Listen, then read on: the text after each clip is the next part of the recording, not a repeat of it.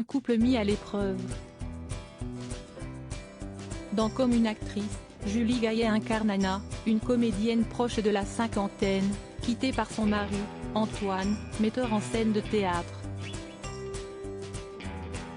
Prête à tout pour ne pas le perdre, elle va jusqu'à prendre l'apparence de la jeune femme avec laquelle il entretient une liaison. Une histoire à peine vraisemblable, mais qui traduit des effets que le temps a parfois sur un mariage. Ce mercredi 8 mars, Journée internationale des droits des femmes, Julie Gaillet était invitée sur Télématin pour parler de son dernier film, réalisé par Sébastien Bailly et en salle ce jour. Interrogée sur sa propre relation, longtemps sous le feu des projecteurs et des critiques en raison de son caractère extra-conjugal, l'épouse de François Hollande s'est rapidement confiée sur l'impact du regard public. En tout cas si est-il pas simple. Si est-il vrai que j'ai toujours été très ferme là-dessus, avec une presse qui regarde par le trou de la serrure, a ainsi rappelé Julie Gaillet. Il faut se protéger et savoir qu'il y a la vraie vie, cette chose qui nous appartient. La protéger, si est-il plus important que tout, a-t-elle sobrement conclu.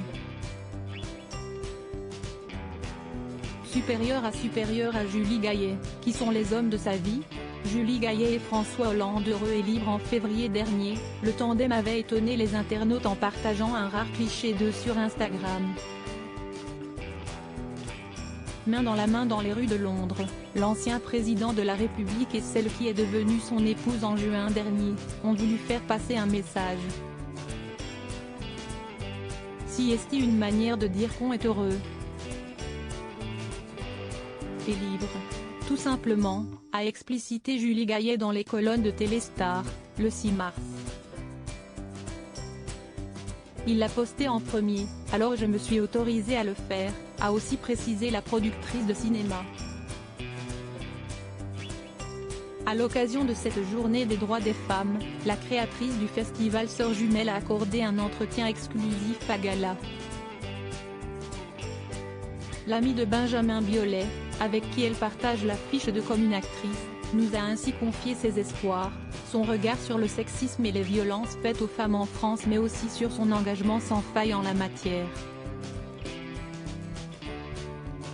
Crédit photo, capture d'écran Télématin France 2.